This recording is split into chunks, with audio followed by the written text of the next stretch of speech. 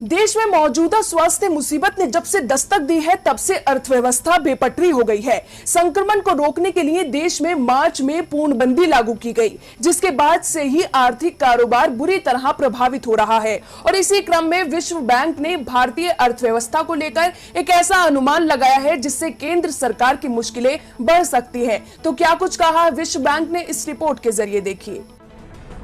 मौजूदा स्वास्थ्य हालात की वजह से दुनिया भर के लगभग सभी देश आर्थिक मुसीबत से गुजर रहे हैं।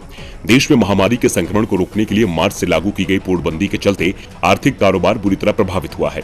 तमाम रेटिंग एजेंसियां पहले ही देश में आर्थिक गतिविधियों के बुरे हालात होने की आशंका जाहिर कर चुकी हैं। इसी बीच विश्व बैंक की एक ताजा रिपोर्ट में कहा गया है कि देश के केंद्र और राज्य सरकारों के कुल कर्ज में अगले 2 साल तक भारी बढ़ोतरी होगी और ये 2022 से 23 तक बढ़कर जीडीपी के 89% तक पहुंच जाएगा। इसके बाद इसमें धीरे धीरे गिरावट आने लगेगी। आपको बता दें कि जुलाई 2020 के लिए जारी की गई रिपोर्ट इंडिया डेवलपमेंट अपडेट में यह भी कहा गया है कि इस साल केंद्र सरकार का वित्तीय घाटा बढ़कर जीडीपी के 6.6% पर पहुंच जाएगा, जो अगले साल 5.5% पर रह सकता है।